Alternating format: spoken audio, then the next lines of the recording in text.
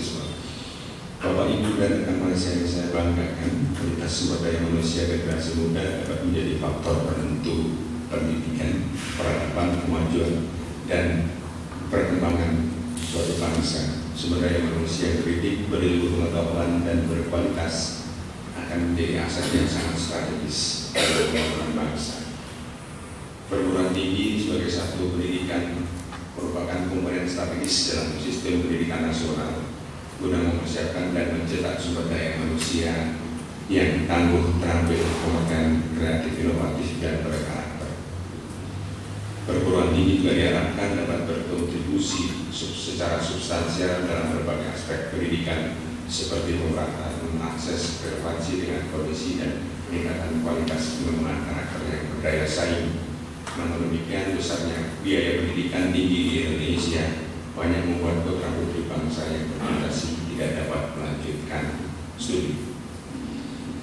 Bapak Ibu, menjamin harapannya adalah Gen Z, generasi baru Indonesia. Apa Gen Z generasi baru? Generasi baru Indonesia. Ini tentu semangat yang luar biasa dari teman-teman di BI dalam rangka yang ada di bangsa kita atau masyarakat kita jauh lebih besar daripada usia yang non produktif.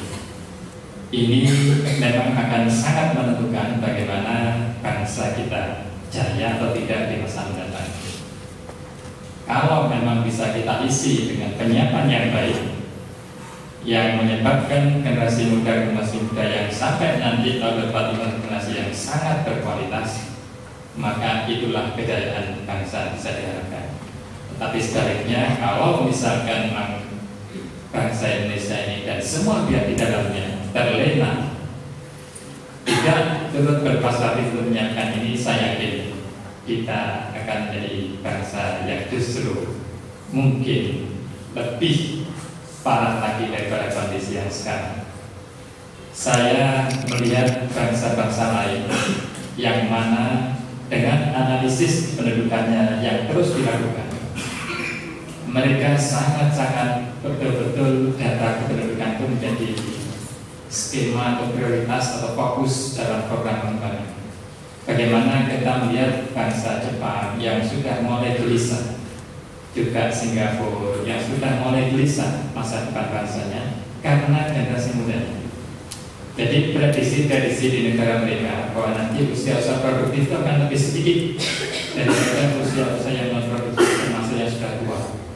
Sehingga di Jepang bagi ibu dan saya rasa informasi tentang kemungkinan kita bisa melakukan bonus demografi itu sudah disampaikan, sudah disosialisasikan secara luas, dan saya yakin mudah-mudahan adik-adik juga sudah mendengar info itu, sehingga kita semua memang merasa terpanggil untuk mengisi tantangan ini. Bukan hanya kami, tapi juga adik-adik semuanya. Sehingga dalam hal ini apa yang diperjuangkan, apa yang diberikan oleh teman-teman di DI dalam bentuk beasiswa kepada adik-adik adalah bagian dalam rangka mensupport bagaimana agar adik-adik ini dalam menempuh pendidikan yang benar-benar bisa sampai selesai.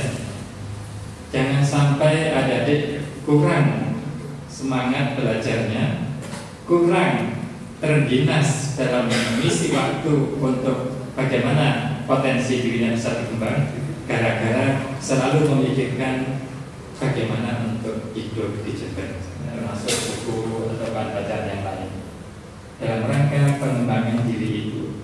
Oleh karena itu kita harus bersyukur dan terima kasih Pak Binyamin dan teman-teman kesempatan kita untuk di luar negeri.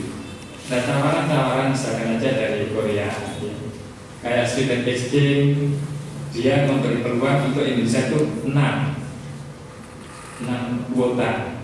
Ternyata semester yang lalu UNED bisa mengambil 2 dari 6 itu, dan semester ini yang sedang dia berjalan, UNED bisa mengambil 3 dari 6 kuota. Kan bagus sebenarnya. Lalu ini juga ada ketika ada katakanlah tawaran juga dari Korea untuk winter youth camp. Mula-mulanya kita di data 4, tapi kita mengirim 7 dalam maksud agar distraksi jadi 4 terbaiknya itu siapa. Ternyata setelah 7 kita kirimkan, dia review, dia berikan informasi good luck. Dari 7-7-nya itu memenuhi syarat dan kita terima semua.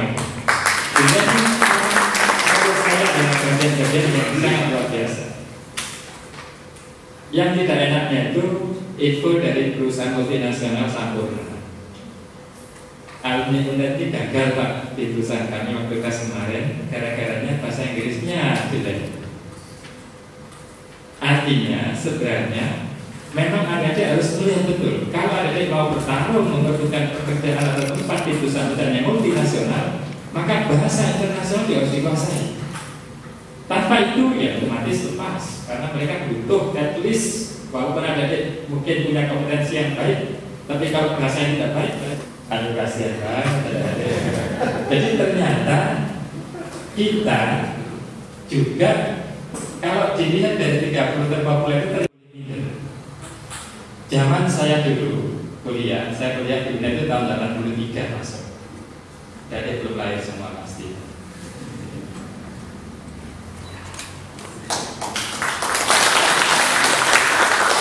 Dilanjutkan dengan penyerahan beasiswa secara simbolis dari kantor perwakilan Bank Indonesia Jember kepada Universitas Jember. Dilanjutkan kembali dengan penyerahan cindera mata dari Universitas Jember kepada kantor perwakilan Bank Indonesia Jember.